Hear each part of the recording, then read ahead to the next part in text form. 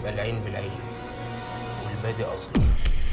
هل سامح حسين فنان مظلوم؟ في الفيديو ده هنحلل الرحله الفنيه لسامح حسين ونعرف هل عنده المؤهلات انه يبقى نجم اول في السينما والتلفزيون ولا لا، وازاي فنان زيه يوصل للقمه وبعدين يختفي. ليه فنان زي ده اللي ضحك اجيال مش دايما في مقدمه السينما المصريه؟ لايك وشير ويلا بينا. قبل ما نبدا خلينا اوضح ان الفيديو ده متقسم ل3 اجزاء هيساعدوك تتابع المحتوى بسهوله. الجزء الاول بدايه سامح حسين، والجزء الثاني مسلسل حامية وحراميها والاداء الاسطوري لسامح حسين، والجزء الثالث هو السؤال المهم، هل ينفع سامح حسين يبقى نجم اول ولا لا؟ لو مستعجل او عاوز تعرف حاجه معينه ممكن تقفز بين الاجزاء دي بسهوله. سامح حسين بدأ مشواره الفني من زمان ودرس في كلية الحقوق والآداب قسم مسرح، وكان دايما عنده شغف للفن. اشتغل كتير في الأدوار الصغيرة في التلفزيون والسينما، وبدأت رحلته الحقيقية لما ظهر في فيلم الحكاية دول حكاية مع راغب علامة سنة 99. لكن الانطلاقة الحقيقية كانت لما لعب دور رمزي في مسلسل راجل وست ستات. دول حبيبي. الدور اللي خلاه نجم كوميدي لامع في كل بيت مصري. بصراحه اداؤه في المسلسل ده كان بيتميز بالبساطه والطبيعيه اللي خلت الناس تتعلق بيه. ومن 2006 ل 2009 اشترك سامح حسين في ال5 اجزاء الاولى اللي نزلوا بشكل متوالي من مسلسل راجل وست ستات، وفي خلال الفترة دي شارك في أفلام كتير زي لخمة راس، قصة الحي الشعبي، كود 36، طباخ الريس، الدادا دودي، اتش دبور، عشان بعديها في 2013 يقدم لنا التحفة الفنية اللي هتنقلنا للجزء الثاني من الفيديو، مسلسل حامية وحراميها والأداء الأسطوري لسامح حسين. حاميها وحراميها طلعوا اخوات ما يفرقوش عن بعض، نسخة مطابقة. ننتقل لدور سامح حسين في مسلسل حامية وحراميها اللي ظهر فيه بشكل مختلف تماما.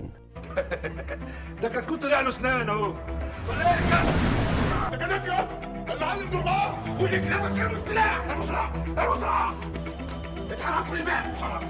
المكان ده ما تعتبوش تاني. حاضر يا سيدي، انا مش بنحاول. حاضر يا سيدي، حاضر، والمره الجايه هتبقى في رقبتك. حاضر.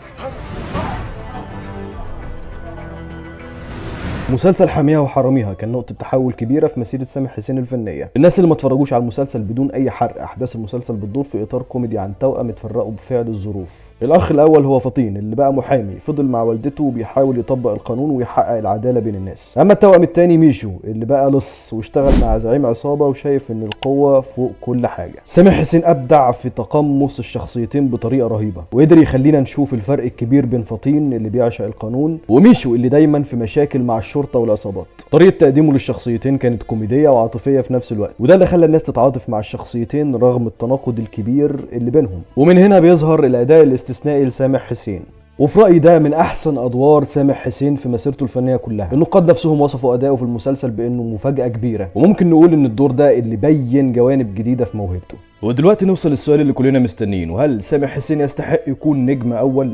كتير من النقاد شايفين ان سامح عنده كل الامكانيات اللي تخليه يتربى على عرش الكوميديا، خصوصا بعد ادائه الرهيب في حامية وحراميها، بس في الاخر القرار للجمهور. انتوا شايفين ايه؟ مهم جدا تشاركونا ارائكم في التعليقات. هل سامح حسين ممكن في يوم من الايام يوصل لنجوميه احمد حلمي او محمد هنيدي؟ بصراحه الجواب على السؤال ده مش سهل، لكن المتاكدين منه ان سامح حسين فنان عنده امكانيات ضخمه، وشفنا ده في ادوار متنوعه. شاركونا رايكم في التعليقات، هل شايفين انه ممكن يكون نجم اول في المستقبل؟ انا بصراحه شايف انه مع توفر ظروف معينه وادوات معينه لسامح حسين ممكن بمنتهى السهوله يبقى نجم اول في المستقبل. ده رايي ومستني رايكم. ولو عجبتكم الحلقه ما تنسوش تعملوا لايك، شير، سبسكرايب للقناه عشان يوصل لكم كل جديد. السلام عليكم.